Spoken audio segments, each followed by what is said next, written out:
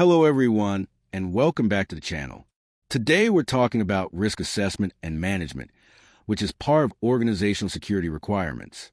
If you're preparing for the CompTIA SecurityX CAS-005 exam, or just want to learn how real businesses handle risk, this is going to be a helpful session. Let's break this topic down into simple parts so anyone can understand.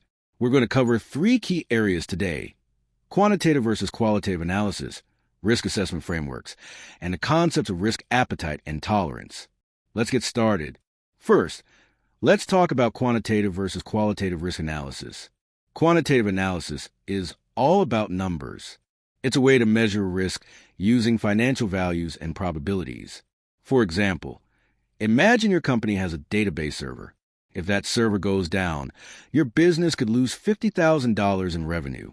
Now, let's say there's a 10% chance of that happening in a year. You can calculate something called the annualized loss expectancy, or ALE, which would be 50,000 times 10%, giving you $5,000. This tells you that the expected yearly loss from this risk is $5,000. If a security solution costs more than that, it might not be worth it. On the other hand, qualitative analysis is more about experience, judgment, and categories. Instead of numbers, you rate risks based on how likely they are and how serious the impact would be. For instance, you might say a threat has a high likelihood and a severe impact.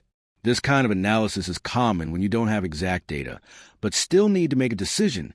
Many organizations use both types depending on the situation. Next, let's look at risk assessment frameworks. These are structured approaches that help organizations identify, evaluate, and respond to risks. One of the most widely used is the NIST Risk Management Framework. It includes steps like categorizing your systems, selecting security controls, implementing those controls, assessing their effectiveness, authorizing the system for use, and continuously monitoring it. Another option is ISO 27005. This is part of the ISO 27000 family, which focuses on information security. ISO 27005 helps companies manage risk in a logical and repeatable way. It's especially useful for organizations that want to align with international standards. There's also a framework called OCTAVE, which stands for Operationally Critical Threat, Asset, and Vulnerability Evaluation.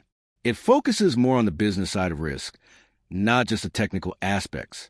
This is great for organizations that want a broader view of how risk affects their operations. Finally, let's talk about risk appetite and risk tolerance. These terms often get mixed up, but they mean different things. Risk appetite is how much risk an organization is willing to take in pursuit of its goals. For example, a technology startup might be comfortable taking more security risks if it means launching new features quickly. That's their risk appetite. Risk tolerance is how much risk the organization can actually handle without serious consequences.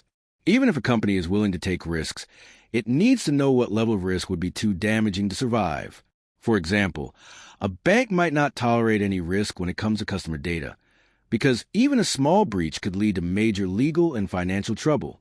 Understanding both risk appetite and tolerance helps organizations make smarter, more balanced decisions.